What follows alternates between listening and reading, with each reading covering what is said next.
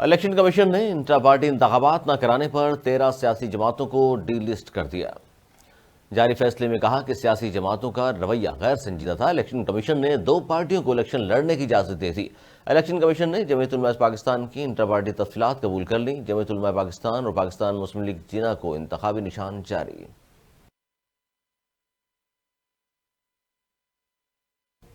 پی T آئی کا انتخابی نشان بلہ ہوگا یا نہیں؟ پشاور ہائی کورٹ کے فیصلے کے خلاف الیکشن کمیشن کی اپیل پر سپریم کورٹ میں سماعت۔ چیف جسٹس نے ریمارکس دیے، ہم نے آئین نہیں بنایا، ہم آئین کی تشریح کرتے ہیں۔ سیاسی جماعتوں کو ریگولیٹر کرنا اور شفاف انتخابات کرانا الیکشن کمیشن کی ذمہ داری ہے۔ سپریم کورٹ قرار دے چکی ہے کہ کوئی ادارہ اپنے فیصلے کے دفاع میں اپیل نہیں کر سکتا۔ پی ٹی آئی کے انٹرا پارٹی انتخابات اور بلے کے نشان سے متعلق توہین عدالت کیس کی سماعت۔ پشاور ہائی کورٹ نے الیکشن کمیشن کو نوٹس جاری کر دیا۔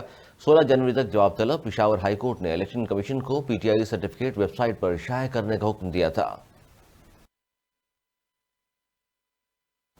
صدر مملکت عارف علوی نے سپریم کورٹ کے جج جسٹس اعجاز الحسن کا استعفیٰ منظور کر لیا۔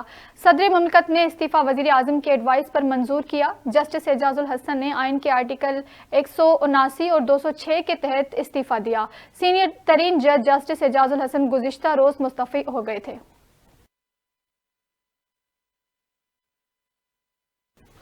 آئی ایم ایف پاکستان کی معاشی کارکردگی سے مطمئن۔ ایگزیکٹو بورڈ نے فوری طور پر پاکستان کو $70 کروڑ جاری کرنے کی منظوری دے دی۔ ترجمان آئی ایم ایف نے کہا ہے، منظوری سے مجموعی طور پر پاکستان کے لیے $1.90 کروڑ جاری ہو جائیں گے۔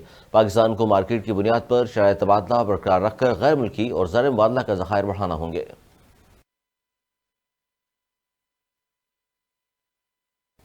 آئی ایم ایف سے $70 کروڑ کی منظوری۔ پاکستان اسٹاک ایکسچینج میں کاروبار کا مثبت آغاز۔ 100 انڈیکس 65,000 کی سطح عبور کر گیا۔ 649 پوائنٹس کے اضافے سے 65,266 پر آ گیا۔ نگراں وزیر خزانہ شمشاد اختر نے کہا ہے کہ آج کا دن پاکستان کے لیے انتہائی اہم ہے۔ آئی ایم ایف پروگرام کی تمام شرائط پر پورا اتر رہے ہیں۔ National credit guarantee company limited program کا آغاز میرے لیے قابل فخر ہے۔ مسلم لیگ کاف نے مسلم لیگ نون سے سیٹ ایڈجسٹمنٹ نہ کرنے کا فیصلہ کر لیا۔ چودھری صالح حسین نے کہا، نون لیگ نے ہمارے مطلوبہ حلقوں میں اپنے امیدوار کھڑے کر دیے ہیں۔ پارٹی قیادت نے فیصلہ کیا ہے کہ ہم دوہرے معیار کا شکار نہیں ہوں گے۔ افغان وزیر داخلہ خلیفہ سراج الدین نے مولانا فضل الرحمان کے دورہ افغانستان کو خوشائن قرار دے دیا۔ مولانا فضل الرحمان کی افغان وزیر داخلہ سے ملاقات۔ مولانا فضل الرحمان نے خلیفہ سراج الدین کے دونوں ممالک کے درمیان کردار اور کاوشوں کو سراہا۔ کہا، پاکستانی قوم افغانستان کے عوام کے ساتھ ہر ممکن تعاون کے لیے تیار ہے۔ خلیفہ سراج الدین نے کہا کہ پاکستان کے ساتھ داخلی معاملات پر بہترین تعلقات چاہتے ہیں۔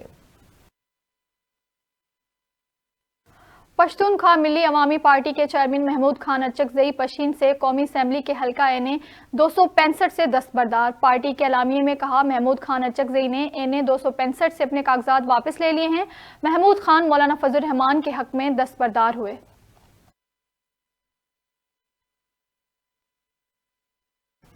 پی ٹی آئی نے عام انتخابات کے لیے پشاور سے قومی اسمبلی کے 6 اور صوبائی اسمبلی کے 13 امیدواروں کا اعلان کر دیا۔ Chairman P T I barrister Gohar N A 10 بونیٹ سے پارٹی امیدوار ہوں گے۔ شاندان گلزار این اے 30، شیر علی ارباب این اے 31 سے امیدوار ہوں گے۔